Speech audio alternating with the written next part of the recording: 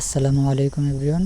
আজকে আমরা মাইক্রোজব সিরিজের পার্ট 3 নিয়ে কথা বলবো এবং আজকের ভিডিওতে আমরা দেখব কিভাবে হান্টার জব ওয়ার্ক থেকে উইথড্র করতে হয় এবং তারা কি আসলেই পেমেন্ট করে নাকি ফেক। বিস্তারিত থাকছে এই ভিডিওতে, তাই ভিডিওটি স্কিপ না করে সম্পূর্ণ ভিডিওটি দেখতে থাকুন।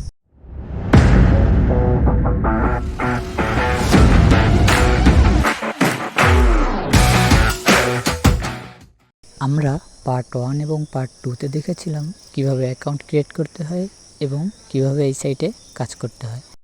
ওকে, ফার্স্টে আমরা ওয়েবসাইটের ড্যাশবোর্ডে চলে আসলাম। এই সাইটে মিনিমাম $1 হলেই উইথড্র করা যায়। এই যে আমরা যদি একটু ব্যালেন্সের দিকে খেয়াল করি, আমাদের কিন্তু $1.21 অলরেডি আমরা আর্ন করেছি। উইথড্র করার জন্য আমরা এই প্রোফাইল আইকনে ক্লিক করে দিব। এরপর আমরা এই যে উইথড্র লেখা, এই লেখার উপর ক্লিক করে দেব। এরপর আপনাদের সামনে এরকম একটি পেজ চলে আসবে। এরপর আপনারা দেখতে পারতেছেন ওয়েব মানি, বিকাশ, নগদ 3টে মেথড আছে। আপনারা যে মেথডে নেবেন সেই মেথডটি সিলেক্ট করে নেবেন। তো আমি যেহেতু বিকাশে নেব তাই আমি বিকাশটি সিলেক্ট করলাম। ওকে, এরপর বলতেছে ওয়ালেট আইডি, মানে এখানে আপনাদের বিকাশ নাম্বারটি দিবেন। এরপর এখানে আপনি কত ডলার উইথড্র করবেন সেটি এখানে লিখতে হবে এবং এই যে নিচে দেখেন মিনিমাম কিন্তু $1 উইথড্র করতে হবে এবং প্রসেসিং ফি কিন্তু 20% কাটবে, মানে $1 উইথড্র করলে 20 টাকা আর কি প্রসেসিং ফি দিতে হবে। তো আমাদের যেহেতু $1.21 আছে অলরেডি, তো আমরা $1 যদি উইথড্র করি তাহলে কিন্তু 20 সেন্ট তারা কেটে নিয়ে যাবে। তো আমি আমার অ্যামাউন্টটি এখানে দিয়ে দিলাম। এরপরেই দেখেন 20% প্রসেসিং ফি কাটার পর এই যে 20% প্রসেসিং ফি কাটবে এবং নিচে এই যে দেখেন আমার কিন্তু টোটাল $1.20 আমার অ্যাকাউন্টে থাকতে হবে। এরপর আমরা এই যে উপরে আমাদের বিকাশ নাম্বারটি দিয়ে দিব। ওকে, এরপর আমরা এই যে নিচে রিকোয়েস্ট উইথড্র এখানে ক্লিক করে দেব।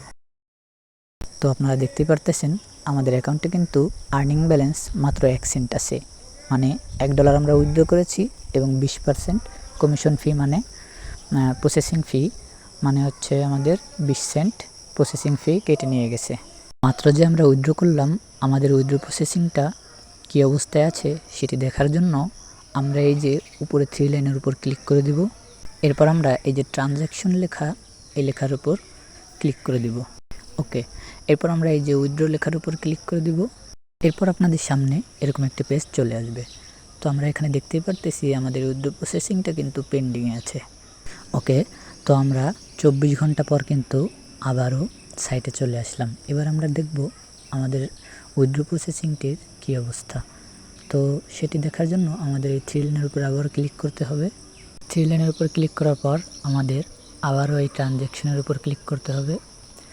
তো ট্রানজ্যাকশনের উপর ক্লিক করার পরে আবারও আগের মতোই এই যে উইথড্র লেখা, উইথড্র লেখার উপর ক্লিক করে দিব। উইথড্র লেখার উপর ক্লিক করার পর আমাদেরকে আবারও ট্রানজ্যাকশনের পেজে নিয়ে আসলো।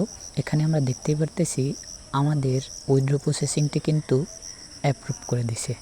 তো যারা এই সাইটে জব পোস্ট করতে চান তাদের জন্য পার্ট 4-এ আমরা দেখব কিভাবে এই সাইটে জব পোস্ট করতে হয়। দেখা হচ্ছে পরবর্তী ভিডিওতে। ততদিন পর্যন্ত ভালো থাকবেন, সুস্থ থাকবেন। আল্লাহ হাফেজ।